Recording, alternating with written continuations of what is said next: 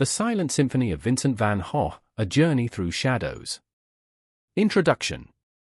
In the swirling darkness of his mind, Vincent van Gogh painted stars that screamed and wheat fields that whispered. Behind each brushstroke lay a man drowning in his own brilliance, a genius who sold just one painting in his lifetime yet whose canvases now command millions.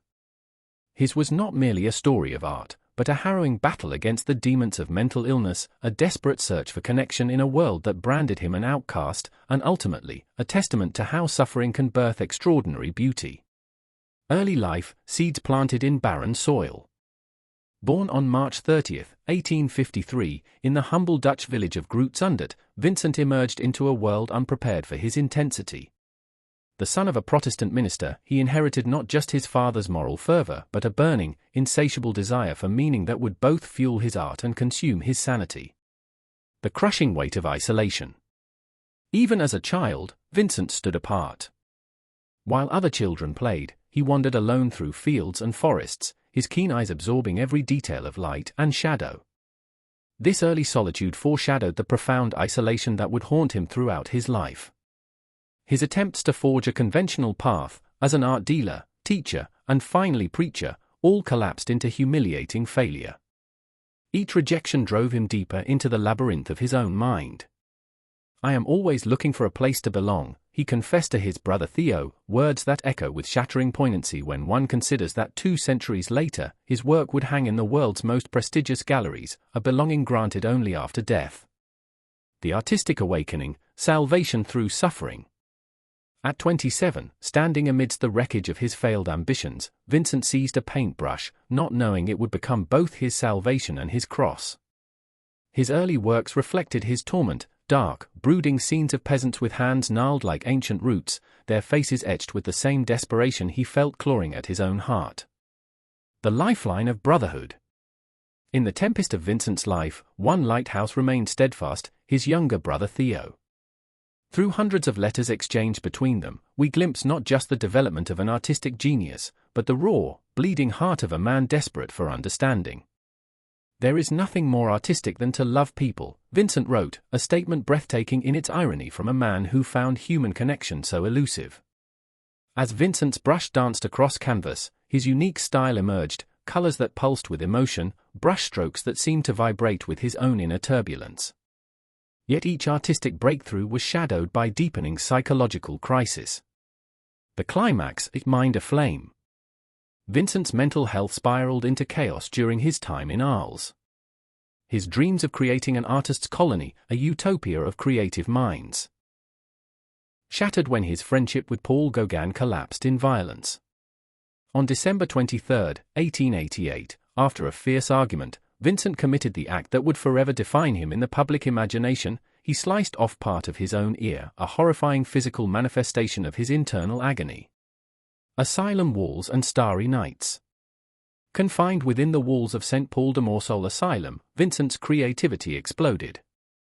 From his barred window, he transformed the night sky into starry night, perhaps history's most beautiful depiction of mental anguish. Each swirling star, each cypress writhing toward heaven, speaks of a mind seeking transcendence while chained to suffering. During this period, Vincent created a painting almost daily, as if racing against the darkness consuming him. His vibrant colors grew more intense, his brushwork more feverish, the artistic equivalent of a scream. Yet within this chaos emerged works of such profound beauty that they would eventually reshape our understanding of art itself. The tragic end. Wheat fields and ravens. On July 27, 1890, in a wheat field outside Auvers-sur-Oise, Vincent walked into the golden landscape he so often painted and shot himself in the chest. He staggered back to his room, where he died 30 hours later in Theo's arms, uttering his heartbreaking final words, "The sadness will last forever." Vincent was just 37. Behind him stood 850 paintings and over 1,300 works on paper, nearly all created in the final decade of his life.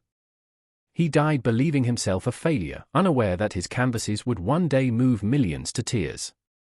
Legacy, the power of being seen.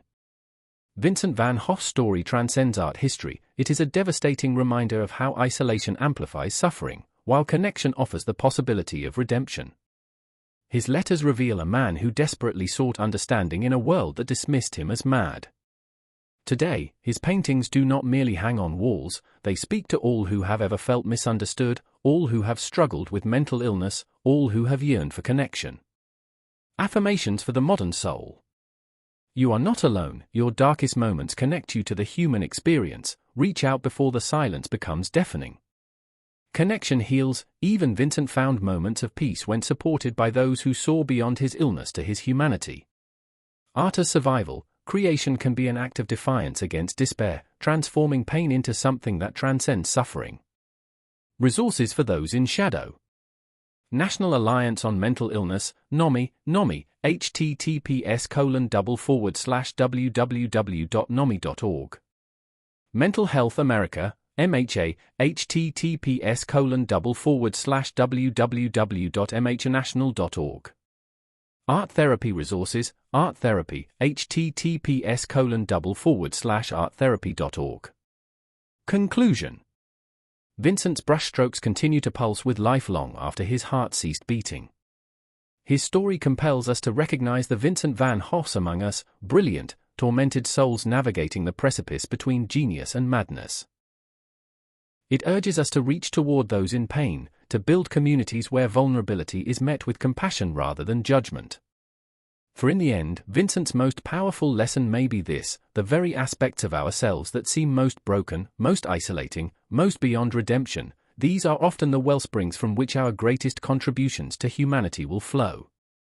His life asks a question that echoes across centuries: what masterpieces might be created if those who suffer find not just paint and canvas, but also understanding and community?